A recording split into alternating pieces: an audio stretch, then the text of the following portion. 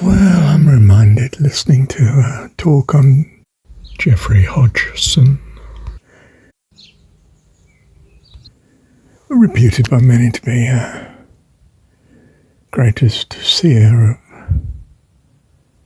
the 20th century. I think he died in something like 1973 or something.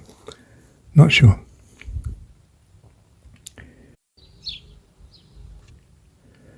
Preoccupied with angelic beings and I suppose in a sense what one would list as part of the astral world, not the causal.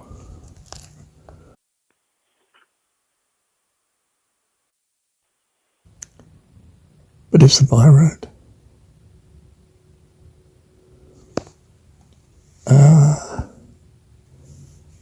What you want is life eternal, not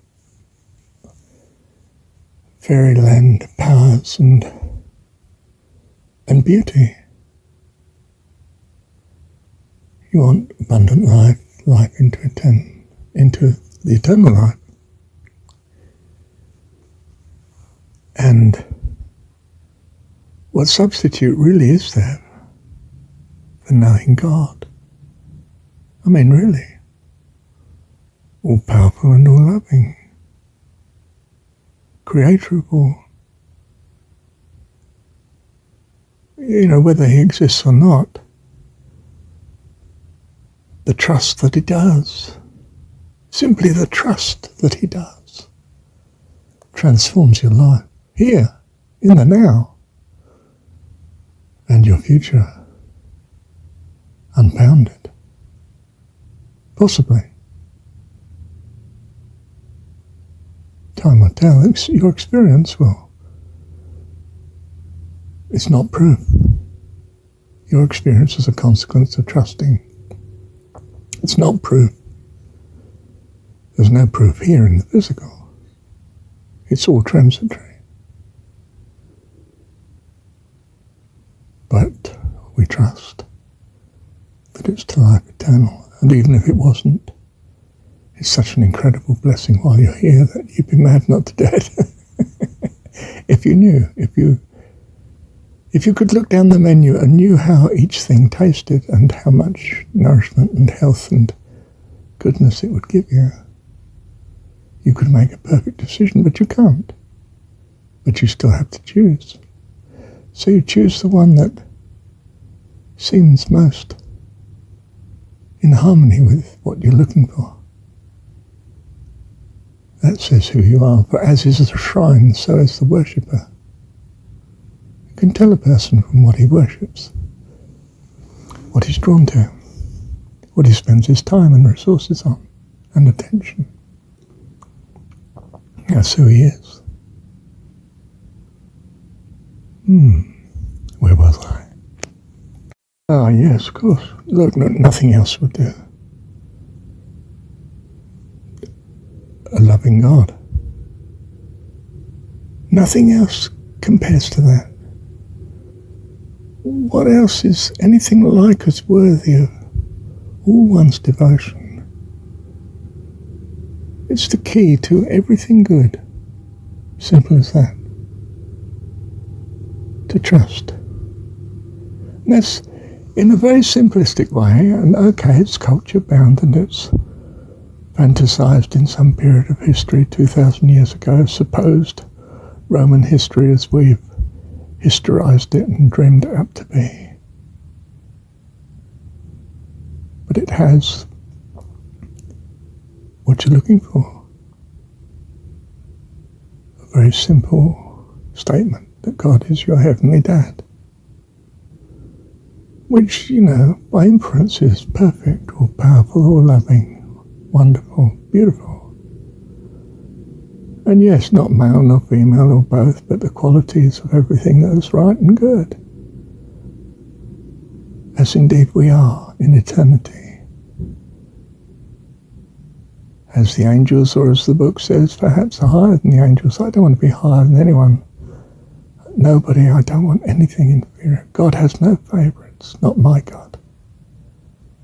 No favourites. He loves all life. And there's no limits on his ability. He can bring all life to perfection, which is actually ever-growing completeness and greatness and wonderfulness.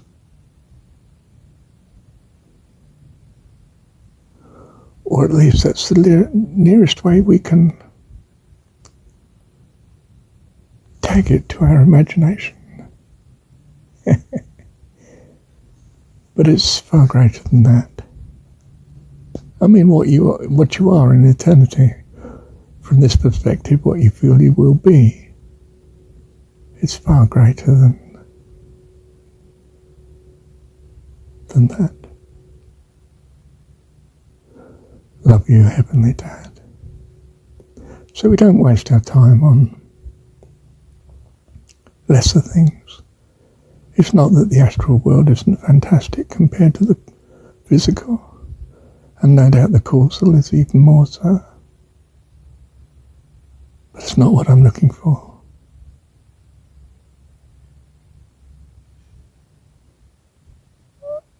I'm looking to my God, personification of my values. And I trust he's working on them to get them right.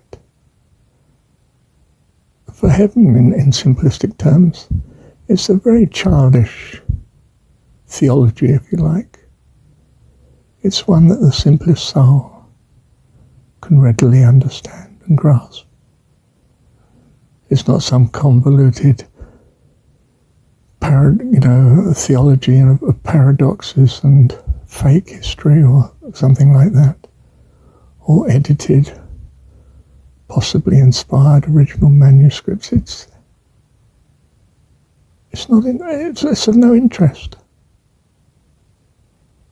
What's of interest is it works. Try it and see. Love the Lord thy God, your God, with all your heart, soul, mind and strength. Trust him. If you don't trust him now, then practice looking upon whatsoever is good and lovely.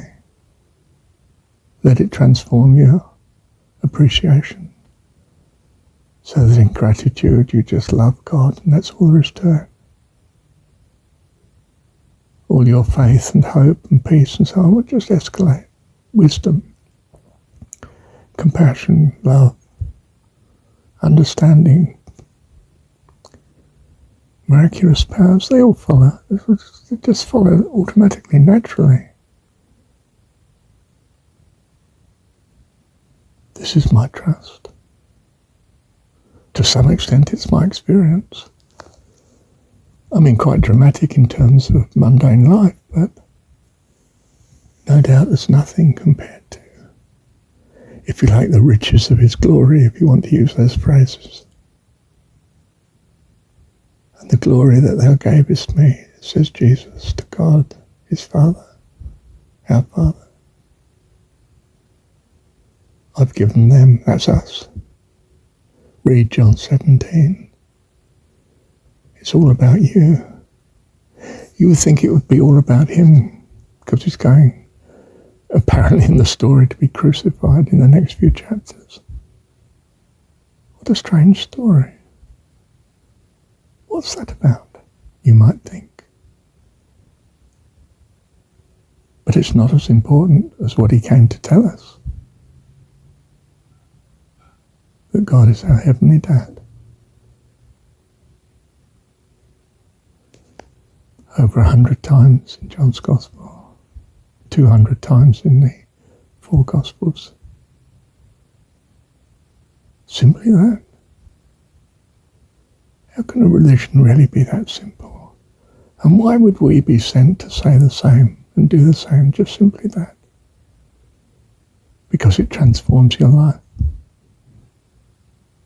Wonderfully, miraculously, infinitely. because our Heavenly Dad is like that. And so are we in eternity, by His grace and loving kindness and incredible faithfulness. I will never leave you nor forsake you, saith the Lord. I walk beside you through the world today, where trees and leaves and flowers line your way. I'll speak into your heart, you'll hear me say, I walk beside you through the world today.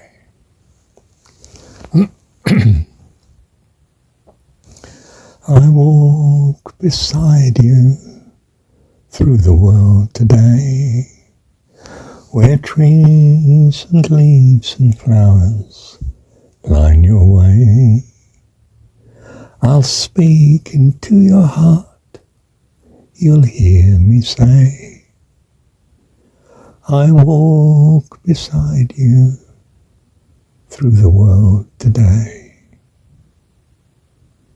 Thank you, Heavenly Dad.